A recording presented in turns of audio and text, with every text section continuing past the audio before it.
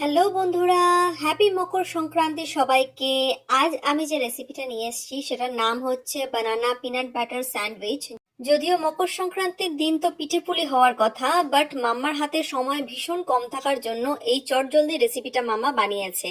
যদি আমার মাম্মার মতো তোমাদের মাম্মার হাতেও সময় কম থাকে তাহলে তারা চটজলদি এই রেসিপিটা বানিয়ে নিতে পারে। এর জন্য দুটো হোল হুইট ব্রেড নিতে হবে, তার মধ্যে কিছুটা পিনাট বাটার খুব ভালো করে স্প্রেড করে দিতে হবে।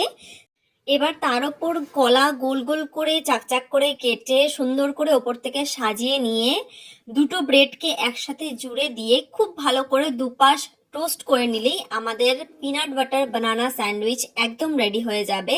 এবার মাঝখান থেকে কেটে নিয়ে প্লেটিং করে নাও, তাহলেই আমাদের হেলদি অ্যান্ড টেস্টি স্যান্ডউইচটা একদম রেডি হয়ে যাবে।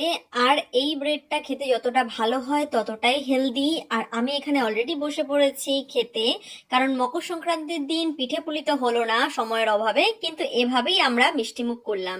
তো তোমরাও বাড়িতে বানিয়ে খাও আর আমাকে অবশ্যই জানিও যে তোমাদের কেমন লাগলো। ওকে, বাই।